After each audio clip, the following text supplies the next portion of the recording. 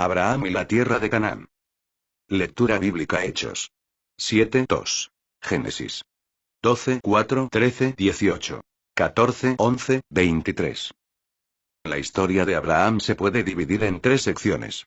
Génesis del 12 al 14 forman la primera sección, cuyo énfasis es la tierra de Canaán. Los capítulos del 15 al 22 constituyen la segunda, la cual gira en torno a su hijo. Y los capítulos del 23 al 25 forman la tercera sección, que narra lo que sucede con Abraham durante su vejez. Examinemos la primera sección. Leemos en Génesis 12, 4, 5. Y se fue Abraham, como Jehová le dijo. Y Lot fue con él. Y era Abraham de edad de 75 años cuando salió de Harán.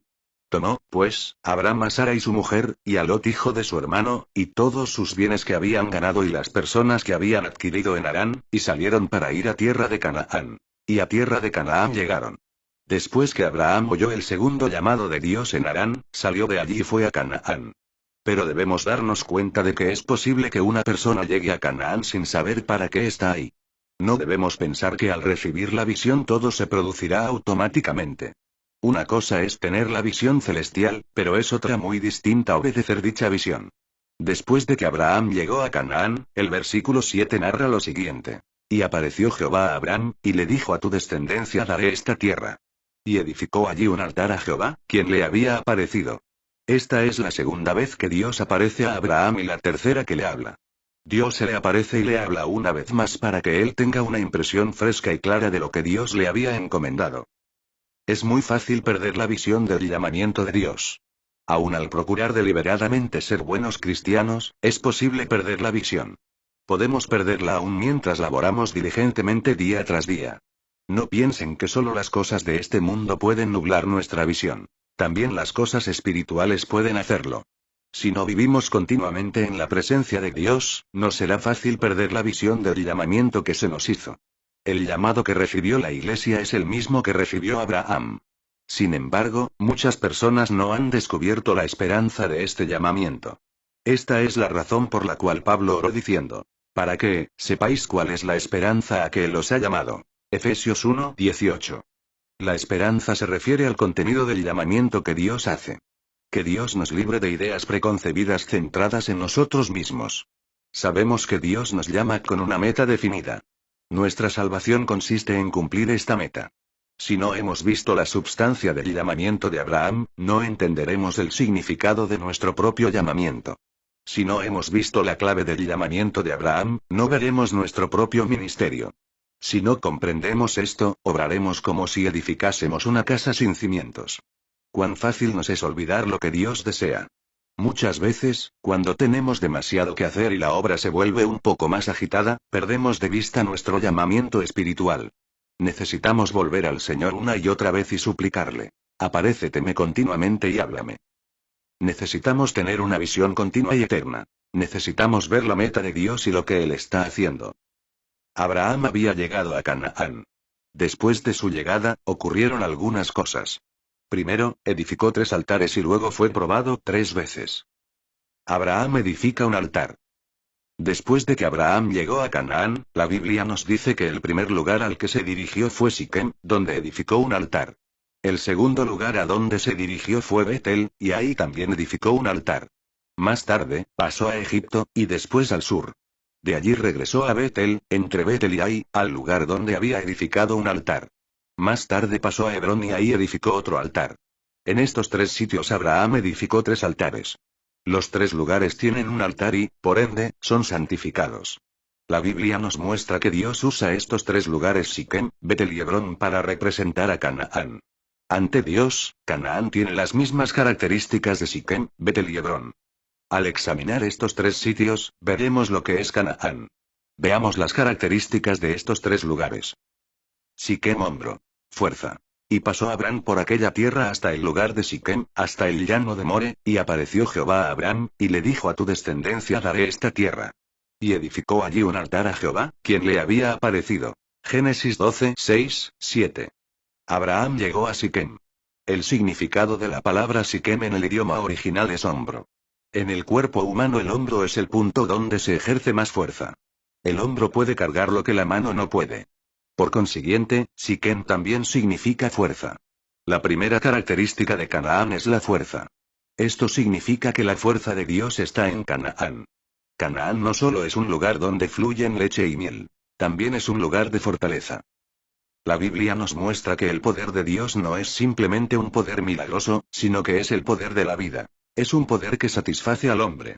El Señor dijo: el que beba del agua que yo le daré, no tendrá sed jamás. Sino que el agua que yo le daré será en él un manantial de agua que salte para vida eterna. Juan 4:14, ¿cuán poderoso es esto? Este es el poder de la vida. La vida del Señor tiene el poder de satisfacer. Aquel que posee la vida del Señor, jamás tendrá sed, porque será satisfecho interiormente. Aquellos que están satisfechos interiormente y que han recibido la vida en su interior son los más poderosos. Ellos están en Siquem, el hombro, y son capaces de llevar una carga pesada. Agradecemos y alabamos al Señor que una característica de Canaán es el poder de la vida. En Siquem estaba el encino de More. Génesis 12:6. El nombre More en el idioma original significa el que enseña o enseñar. Se relaciona con el conocimiento. El encino de More estaba en Siquem. Esto significa que el conocimiento viene del poder. En otras palabras, el verdadero conocimiento espiritual viene del poder de Cristo. Si no tenemos el poder satisfaciente de la vida de Cristo, no tendremos el verdadero conocimiento espiritual y no podremos transmitir nada espiritual a los demás. Si Dios ha de tener un vaso que recupere su testimonio en la tierra, tal vaso debe ser un vaso particular. La primera necesidad de este vaso no es recibir doctrinas, sino ser satisfecho y adquirir el poder de la vida. Entonces podrá recibir el verdadero conocimiento.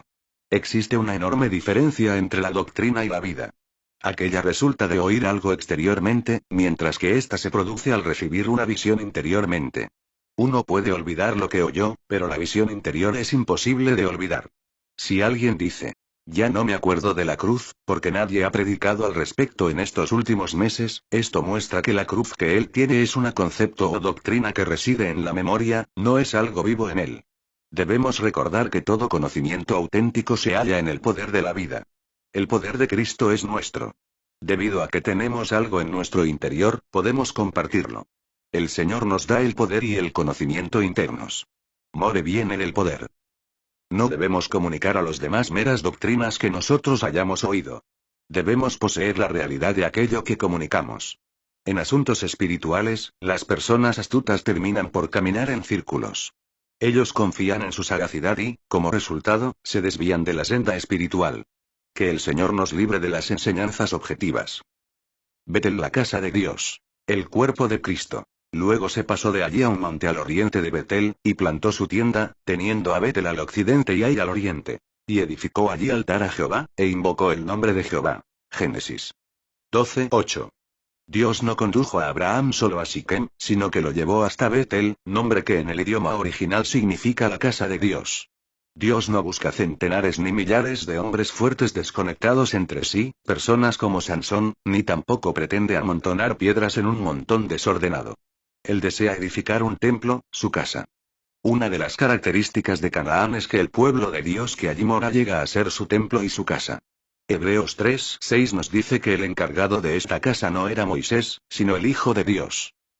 Dios quiere producir un vaso con el cual cumplir su propósito. Tal vaso debe ser su casa. Unos cuantos predicadores dotados que prediquen el Evangelio o que promuevan avivamientos no pueden cumplir dicho propósito. No es suficiente tener a Siquem el poder. También se necesita a Betel. Todos los que están llenos de poder necesitan llegar a ser la casa de Dios y el cuerpo de Cristo a fin de poder ser útiles. Dios tiene que liberarnos de toda forma de individualismo. Él nos salvó no simplemente para que seamos cristianos verdaderos, sino para que seamos la casa de Dios y para que formemos un solo cuerpo junto con todos sus hijos. Así que, no debemos tener nuestra libertad personal. Es una lástima que muchos cristianos amen su libertad personal y se esfuercen tanto por preservarla. Hermanos y hermanas, si en verdad comprendemos lo que es el testimonio de la casa de Dios, y si sabemos que el vaso de Dios es una casa y no piedras individuales esparcidas, aprenderemos a someternos unos a otros, a rechazar cualquier actividad individual y a seguir el mismo camino que todos los hijos de Dios. La casa de Dios no es solamente un principio, sino también una vida.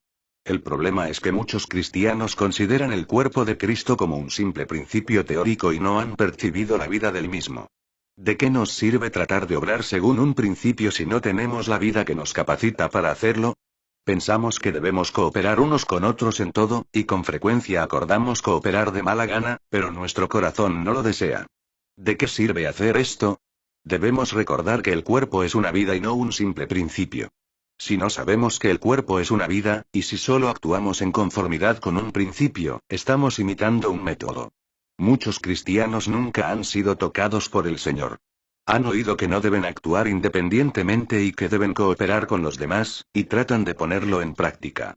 Pero no se dan cuenta de que esto no es algo que se pueda aprender intelectualmente. Así como nuestra relación con Cristo no la adquirimos por aprendizaje, del mismo modo, nuestra relación con el cuerpo de Cristo tampoco es algo que se nos pueda enseñar.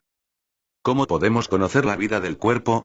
La condición básica para conocer la vida del cuerpo es que nuestra tienda sea plantada en medio de Betel y Ai. Al occidente debemos tener a Betel, y al oriente debe estar Ai, pues es equidistante de Betel y de Ai.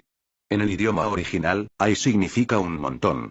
Betel es la casa de Dios, mientras que Ai es un montón desolado. El montón desolado representa y simboliza la vieja creación.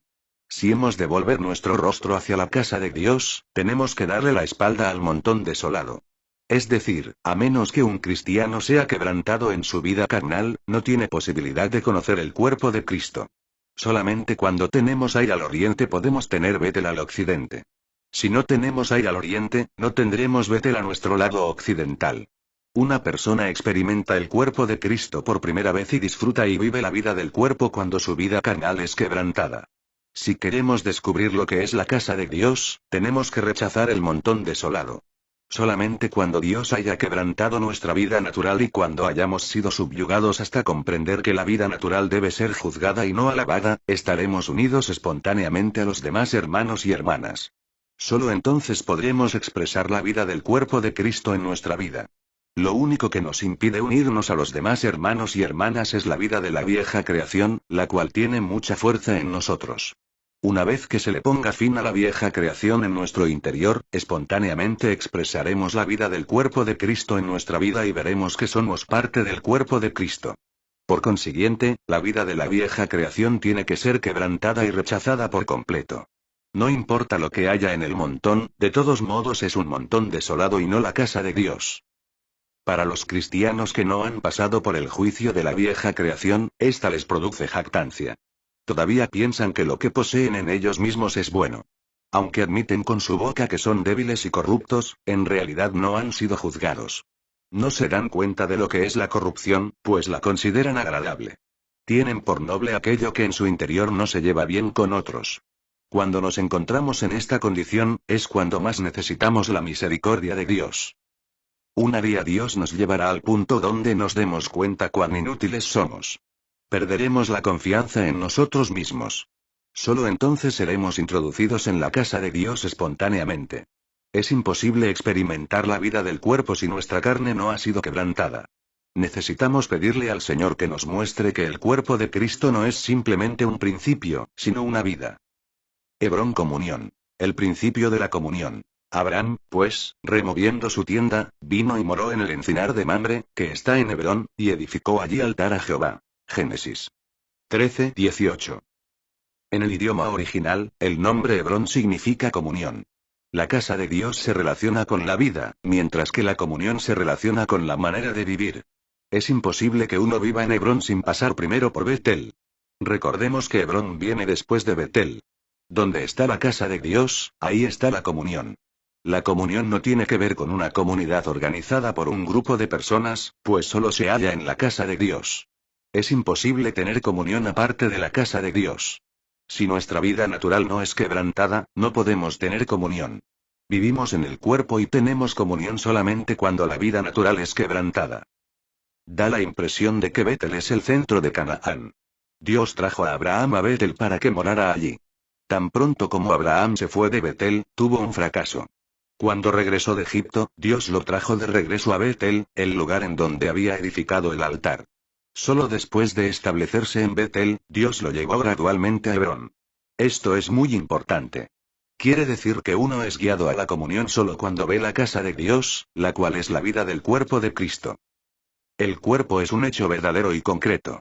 En este cuerpo espontáneamente nos comunicamos y tenemos comunión con los hijos del Señor.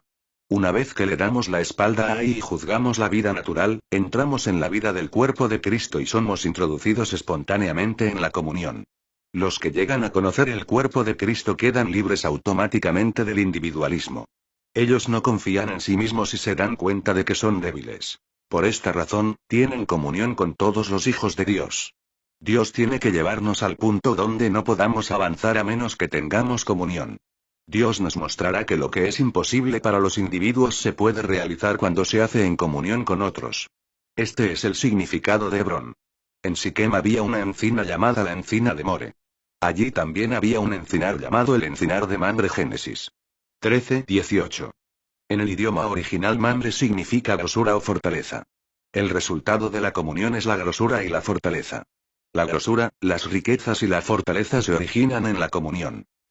En síntesis, Siquem, Betel y Hebrón representan las características de Canaán. Aunque nadie en toda la tierra conoce a Dios, su pueblo, que está en Canaán, conoce su poder, su cuerpo y la comunión. Al ver esto, el pueblo de Dios llega a ser el testimonio de Dios. Su pueblo debe permanecer en esta condición para poder llevar el testimonio de Dios. Solo cuando tiene estas tres características puede ofrecer holocaustos, y solo entonces acepta Dios el sacrificio.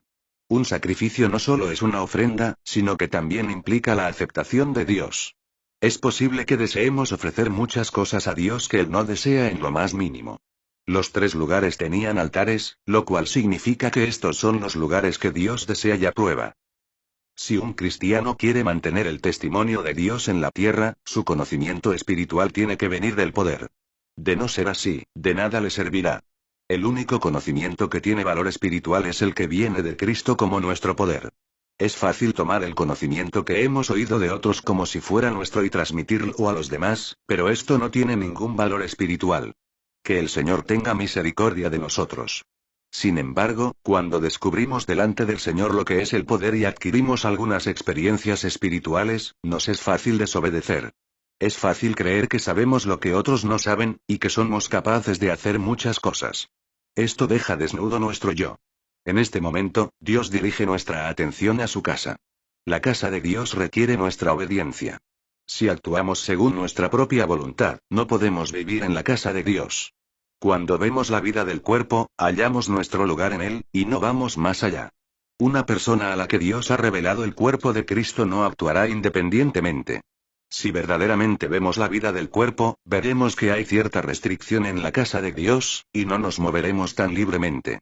Del mismo modo, si tenemos la vida del cuerpo, espontáneamente tendremos comunión con los demás hijos de Dios y valoraremos esta comunión y no sentiremos que sea una carga. Si los hijos de Dios no saben lo que significa la casa de Dios, no podrán tener comunión con los demás hijos de Dios. Una persona que no pueda honrar y respetar a los hermanos, ni reconocer la posición de ellos, no ha comprendido lo que es la casa de Dios. Si nuestra vida natural ha sido quebrantada y si sabemos lo que significa la vida del cuerpo, aprenderemos a estimar a los demás hermanos, a percibir la vida y a recibir ayuda en las reuniones. En muchas ocasiones recibimos ayuda y tocamos la vida en las reuniones. Sin embargo, cuando salimos de la reunión, es posible que otro hermano se acerque y nos diga que la reunión estuvo terrible. En realidad, lo terrible no fue la reunión sino el hermano. No asumió su posición en la casa de Dios y, como resultado, no pudo tener comunión con los demás ni pudo recibir el suministro de vida de parte de ellos. Si su carne es quebrantada, verá el cuerpo de Cristo y espontáneamente tendrá comunión con los demás. Descubrirá que aún el hermano o la hermana más débil puede proporcionarle ayuda. Estas son las características de Canaán. De todas las experiencias de Abraham, Dios le asignó solo estos tres lugares para que edificara allí altares. Esto significa que la aceptación, la aprobación, la esperanza y el rostro de Dios están sobre estos tres lugares. Abraham es probado. Después de la llegada de Abraham a Canaán, la Biblia nos dice que él fue probado 3 veces con respecto a la tierra de Canaán. Examinemos estas 3 pruebas una por una. La primera prueba, el hambre. Poco después que Abraham llegó a Betel, tuvo su primer fracaso. Esto era obra de Dios, y por medio de ella le mostraba que su llamado procedía de la misericordia de Dios y no de su propia bondad. Abraham no era bueno de nacimiento. Fracasó igual que todos los demás.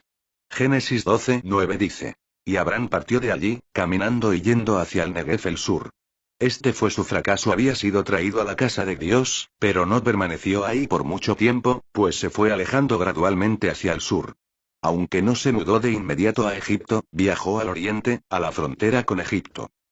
Cuando se mudó al sur, fue asediado por el hambre. El versículo 10 dice: Hubo entonces hambre en la tierra, y descendió Abraham a Egipto para morar allá. Porque era grande el hambre en la tierra. Abraham había llegado hasta la frontera con Egipto, de donde le sería muy fácil descender a Egipto. Después de llegar a Egipto, comenzó a mentir y fue reprendido por Faraón. Ahí fue avergonzado en extremo, versos 11, 20, y de ahí volvió a Canaán. Esta fue su primera prueba. ¿Cómo comenzó esta prueba? Dios apareció a Abraham en Siquem y le dijo: A tu descendencia daré esta tierra. Dios tenía la intención de darle la tierra de Canaán. ¿La quería Abraham? Él no era un hombre fuerte. Aunque Dios le prometió darle esta tierra, Abraham no se mantuvo firme en su posición. ¿Qué hizo? Siguió su camino hacia el sur, hasta que llegó a Egipto. Esta fue la causa de la primera prueba. Esta puso a prueba a Abraham para ver si en verdad quería tomar posesión de esta tierra. Abraham no vio lo preciosa que era la tierra. A fin de establecer a Abraham en la tierra, Dios tuvo que probarlo. Después de fracasar en Egipto, Abraham aprendió una lección, se dio cuenta de la importancia de Canaán y supo que había cometido un error al mentir y engañar. Fue una vergüenza para el pueblo de Dios ser reprendido por los egipcios. ¿Qué hizo entonces? Génesis 13, 1, 3 dice: Subió, pues, Abraham de Egipto hacia el Negev, él y su mujer, con todo lo que tenía, y con él Lot. Y Abraham era riquísimo en ganado, en plata y en oro. Y volvió por sus jornadas desde el Negev hacia Betel, hasta el lugar donde había estado antes su tienda entre Betel y Ai. Él volvió a su antigua posición. Ahora Abraham valoraba la tierra, ya que en ella no tenía necesidad de mentir, ni tenía que sufrir el oprobio de los egipcios. En esta tierra él podía glorificar a Dios. La segunda prueba. Lot escoge su tierra después de regresar a Canaán. Abraham se enfrentó a la segunda prueba. La primera prueba tenía como fin poner en evidencia cuánto apreciaba Abraham la tierra. Después de aprender su lección con la derrota que sufrió en Egipto, comprendió que Canaán era el único lugar de valor, y regresó. Después de regresar, le sería fácil usar sus manos carnales para asirse a Canaán. Por eso, fue necesaria una segunda prueba. Génesis 13, 5, 7 dice: También Lot, que andaba con Abraham, tenía ovejas, vacas y tiendas. Y la tierra no era suficiente para que habitasen juntos, pues sus posesiones eran muchas, y no podían morar en un mismo lugar. Y hubo contienda entre los pastores del ganado de Abraham y los pastores del ganado de Lot. Y el cananeo y el fereceo habitaban entonces en la tierra. Dios le mostró a Abraham que aunque había obedecido parte del mandato que Dios le había dado en cuanto a salir de su tierra, de su parentela y de la casa de su padre, todavía no había obedecido la parte restante, no se había separado de Lot. Por tanto, Dios necesitaba disciplinarlo por medio de este. Leemos en los versículos 8 y 9. Entonces Abraham dijo a Lot: No haya ahora altercado entre nosotros dos, entre mis pastores y los tuyos, porque somos hermanos. No está toda la tierra delante de mí. Yo te ruego que te apartes de mí. Si fueres a la mano izquierda, yo iré a la derecha. Y si tú a la derecha, yo iré a la izquierda. Abraham se dio cuenta finalmente de que el llamamiento de Dios era solo para él y no para Lot. Hermanos, debemos comprender que los que han sido llamados a ser ministros no pueden llevar consigo a los que Dios no ha llamado. Abraham vio que Dios lo había llamado para ser ministro, y le dijo a Lot: Yo te ruego que te apartes de mí.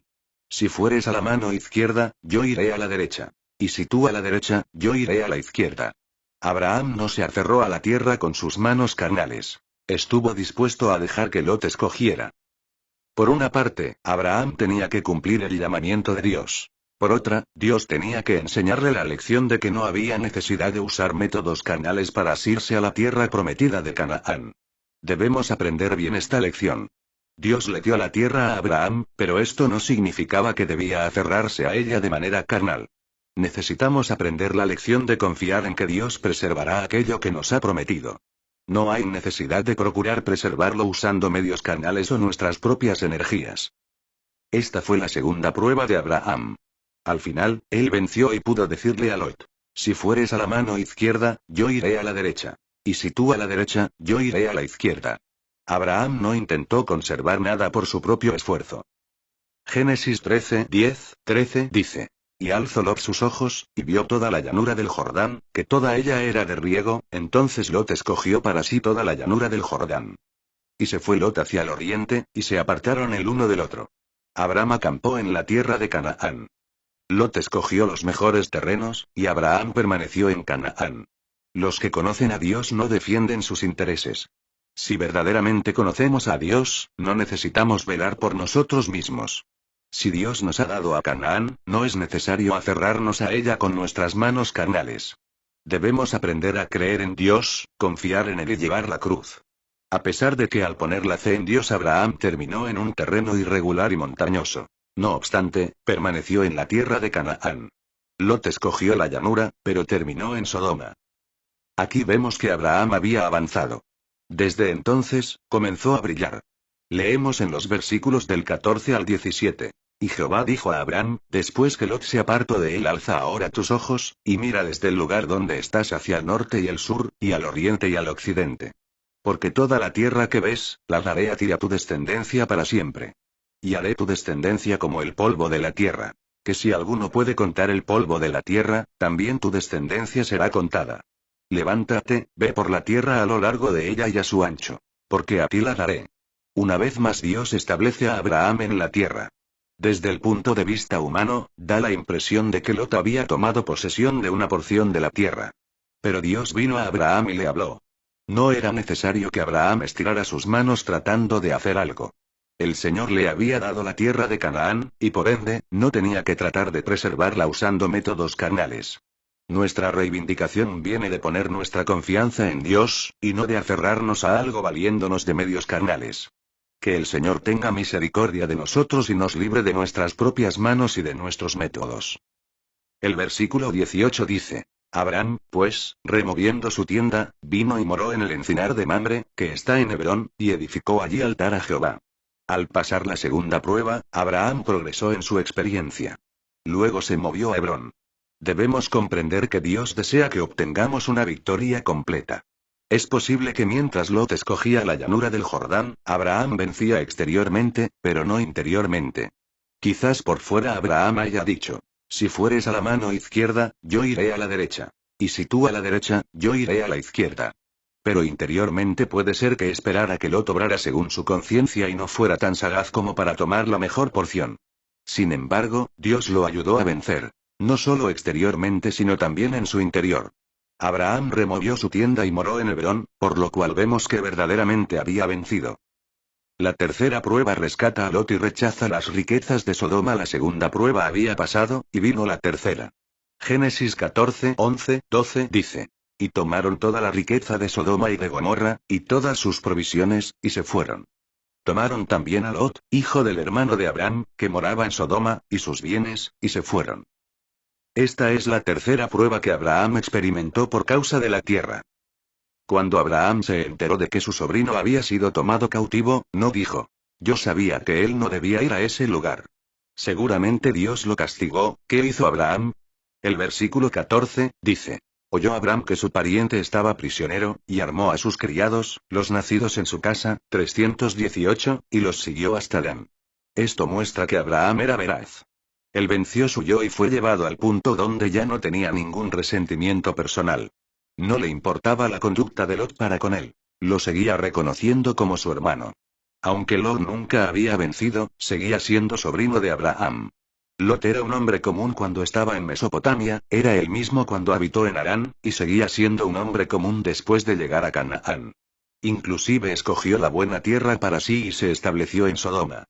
Lot no tenía ninguna virtud excepto su lamentación por la conducta licenciosa de los inicuos. 2 Pedro 2, 7, 8. Ese era su único testimonio.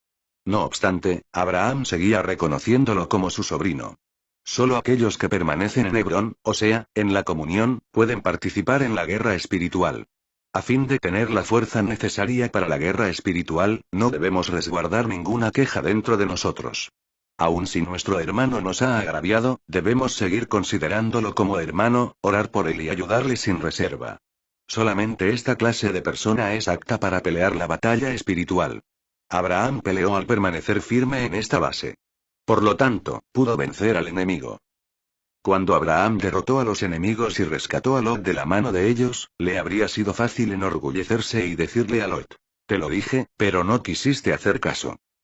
Pudo tener una expresión de menosprecio en su rostro, como si Lot le debiera algo por rescatarlo. Pero Abraham no hizo nada de eso.